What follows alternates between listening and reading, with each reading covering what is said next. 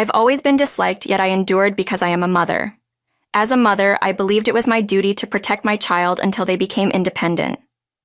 Who are you? What? So, on this day, as Sam graduated from high school, I left my family. I had been trying so hard. No matter how much I was disliked, no matter how much I was resented, I kept telling myself it's because I'm a mother, a wife, that I have the duty to protect my child. But those days are over, and now I'm free from my family. It seems like Sam, on the other end of the phone, is stunned. This is the first time I've ever fought back after being constantly criticized, so he must be wondering what to do. But it doesn't matter anymore, because we are no longer a family. My name is Mia, a 45-year-old housewife. I live with my husband Luke and our son Sam. Sam is 18 and graduating high school this year. Normally, this should be a cause for celebration, but I couldn't bring myself to be genuinely happy. The reason was Sam's attitude. "Hey, where's my shirt? You didn't steal it, did you?" One day, while I was folding laundry in the living room, Sam approached me with these words. I found his shirt in the basket. "I'm sorry, here you go." When I handed it over, Sam snatched it as if showing anger. "You're really inefficient. Can't you put the shirt in my room while I'm sleeping? Don't make me ask for it." "I'm sorry. I just brought it." His aggressive words tore at my heart. I could do nothing but apologize without any rebuttal.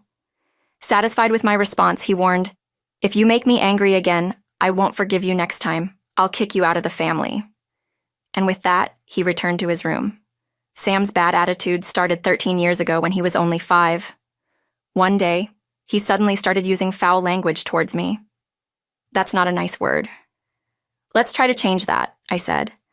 But Sam's tone only got worse over time. "Sam is a boy. It's just a phase. I went through it too," Luke would say when I consulted him. Indeed, boys sometimes mimic the slightly villainous characters they see in cartoons. So I decided to monitor and occasionally correct him without being too harsh. But as a result, Sam's behavior only worsened. Before I knew it, hearing "thank you" became rarer than his shouts. Having a decent conversation as a family became impossible. Time passed, and now Sam is 18. I learned from eavesdropping on a conversation between Sam and Luke 3 days ago that he's planning to go to college after high school graduation. He didn't consult me about his future plans at all, but Sam seemed to rely on Luke. Sam and Luke always got along well, often going out together. Maybe it's easier for men to talk to each other. I too wanted to be treated as a family member by Sam. I always wanted to live like a proper family. The fact that I couldn't was so painful, like my heart was tearing apart. It wasn't just Sam who pushed me away. Luke also despised me. "Mia, you're really stupid. Look, there's dust over there. Can't you do your job as a housewife properly?" Ever since Sam's attitude worsened 13 years ago, Luke's behavior towards me also became harsh. If I missed even one thing, he would accuse me of being inefficient or failing in my duties as a housewife. Originally, after we got married, we shared household chores. "Being a housewife doesn't mean you have to do all the housework," Luke used to say. After Sam was born, I realized how hard parenting was. There were far more times when things didn't go as planned, and I felt terribly down. Initially, Luke was active in parenting, but gradually he stopped intervening and even stopped helping with household chores. Talking to him meant facing implications that I wasn't trying hard enough. So consulting Luke never cleared my feelings. "You can't even clean properly? Really, you haven't grown at all as a wife over the years. Do you lack learning ability?"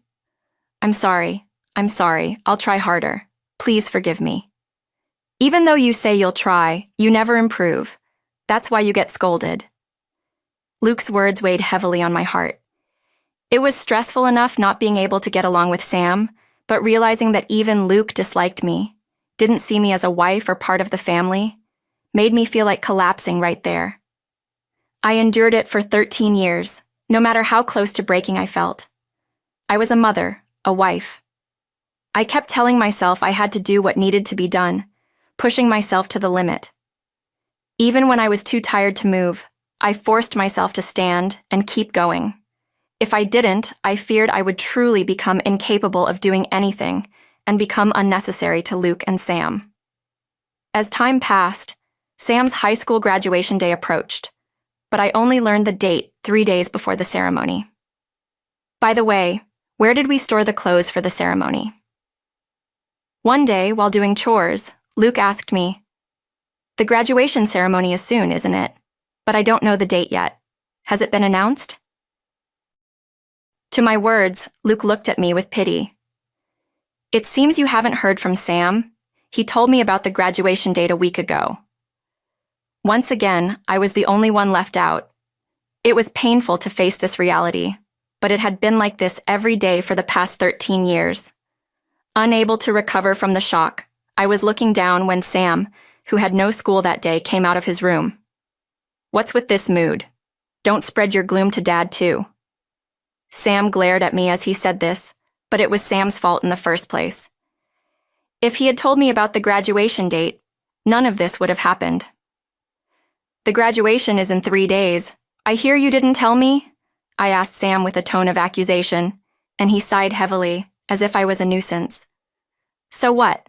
You're not going to the ceremony anyway, so why do you need to know the date?" His words caught me off guard, and I asked, "Why? I never said I wasn't going to the ceremony." Sam responded, "No, don't come. If an old broad like you shows up, you'll just make me the laughingstock. I can't stand the thought of you ruining my big day." His words made me dizzy. I had always genuinely celebrated Sam's academic achievements. Even if I wasn't treated like family, I had continued to do so. But now, I wasn't even allowed to attend his graduation. Sam's words pierced my heart. It was clear now I was nothing more than a nuisance to him. Silenced by his harsh words, I realized my heart had reached its limit a long time ago, so I decided to end my role in this family. On the day of Sam's high school graduation, Luke and Sam left for the ceremony. Luke had been told by Sam that he wanted him there. I was left behind. Before, I would have endured this reality, but those days were over now. As soon as they left, I packed my things and left the house. My destination was my parents' house. Convinced I could no longer live as part of Sam and Luke's family, I planned to take a break at my parents' house and prepare to sever ties with them. I left a letter at home. It mentioned considering a divorce, wanting to cut ties and live alone, and desiring to discuss the details through a lawyer. Finding a reliable lawyer in 3 days was extremely challenging. There were many other things I had to do, like preparing to sell the house. The house we lived in was actually inherited from my father. My dad was quite a well-known wealthy businessman in a certain industry, owning several buildings as vacation homes. When we got married, Dad said, "This is a wedding gift," and gave us one of those vacation homes, meaning the owner of that house was Dad, not Luke or me. Furthermore, knowing how cornered I've been, Dad would immediately decide to sell the house if he found out, saying then that house is unnecessary. I wrote in the letter, "The house will be sold, so take whatever belongings you need and leave within a week." Dad called me kind for this, but I didn't want any complaints later like, "I didn't hear about this." For now, I decided to stay at my parents' house for a while, looking for a new job and a house while cutting ties with my family and healing from the wounds they inflicted. Honestly, it took a lot of courage to come this far. I think I could make this decision because Dad, upon hearing the story, got red in the face and angrily said, "How dare they treat you like that?" I realized again how much I owed to Dad.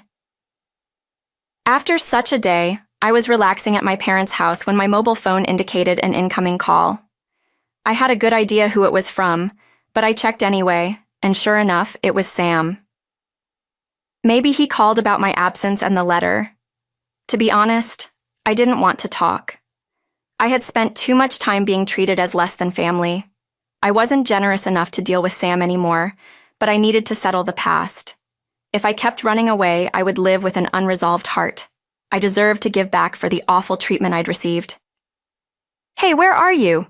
Do you think you can just leave a ridiculous letter and be forgiven? Where are you? Come back home right now." As soon as I answered the phone, Sam yelled loudly. His voice was tense with panic, seemingly in a state of panic. Well, it's not surprising. He came back from the graduation ceremony to find that Mom, he had always paraded was gone, replaced by a letter about selling the house and other distressing news. It must have ruined his graduation day, and I'm sure Sam was not pleased. Despite myself, I couldn't help smiling at Sam's desperation. But he was too caught up in his own anger to notice, so I responded to Sam, who are you? Sam seemed confused by my words, but soon he started laughing. Poor acting, trying to trap me like this. Bad news. I don't think it'll work. Stop pretending. You can't even live without relying on family. His words were unpleasant, but I noticed a slight tremble in his voice. Sam was also out of his depth. He was trying to blame, criticize, and panic me into coming back. Realizing this, I decided to respond calmly. I don't have a family, though. Oh, I have parents and a brother, right? But you're not my family, are you? What are you talking about? Mom, me, and Dad are your family, right? Have you lost your mind? So, as I said, I don't have a family.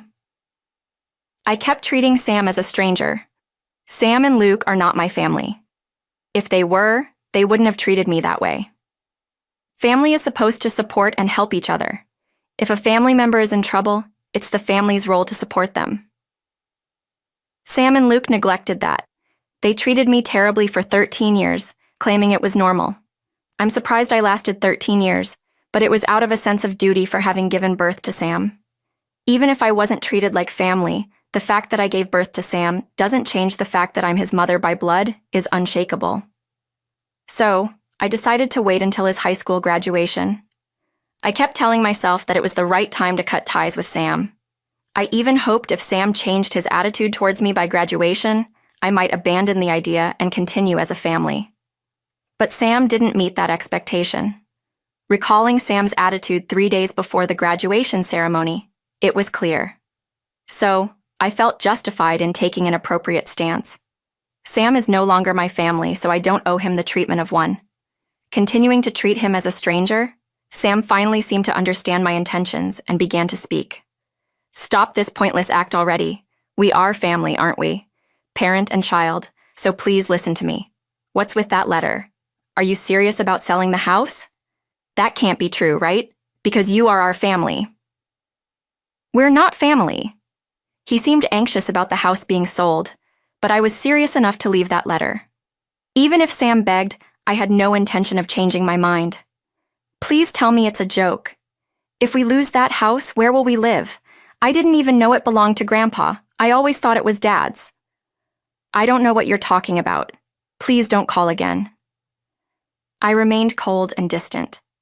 No matter how much he pleaded, I wouldn't indulge him anymore. As I persisted in acting like a stranger, Sam finally reached his limit and said, "I'll hand it over to Dad then," and called Luke over.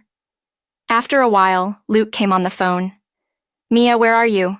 Leaving such a letter? Come back home now." Luke's voice was filled with anger. He must have been unable to accept what I did. Silent, Luke continued, "Stop playing around. Do you think you can do this to your family and be forgiven?" Luke was speaking rapidly, and I could hear Sam's voice in the background encouraging him. Both seemed angrier than I thought, but it no longer mattered to me. I was no longer their family. Enough already. I am not your family, am I?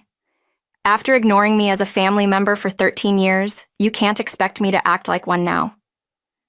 My words were harsher than I expected. I couldn't forgive their selfish actions. I tried to be a family with them, but for 13 years they never treated me as one, always left out. How lonely and painful it was.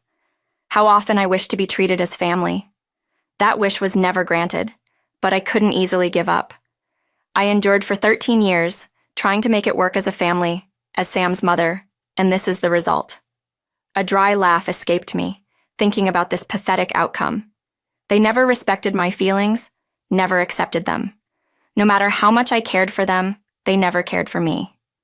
Yet now, when it's inconvenient for them, they say we're family, something they never meant, trying to bring me back.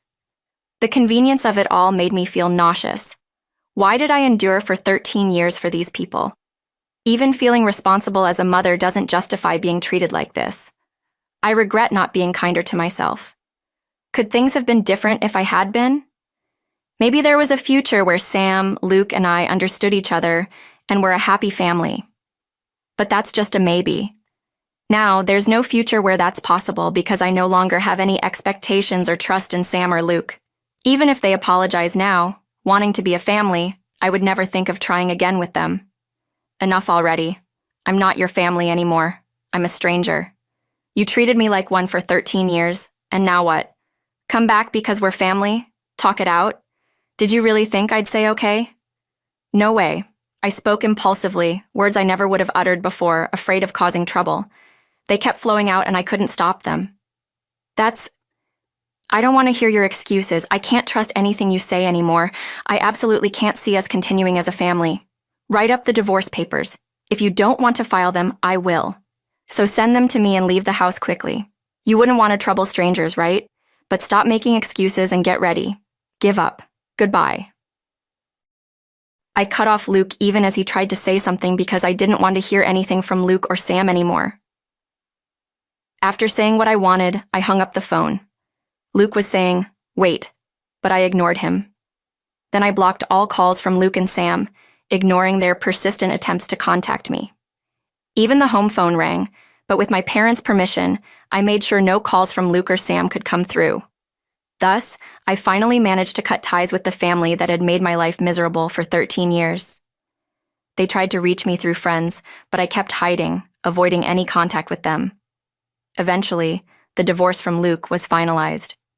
Despite his repeated pleas of not wanting a divorce, he signed the papers without resistance when it came to court. The house, being Dad's property, was sold, and they had to leave. A friend told me that after the incident with me, they started fighting incessantly.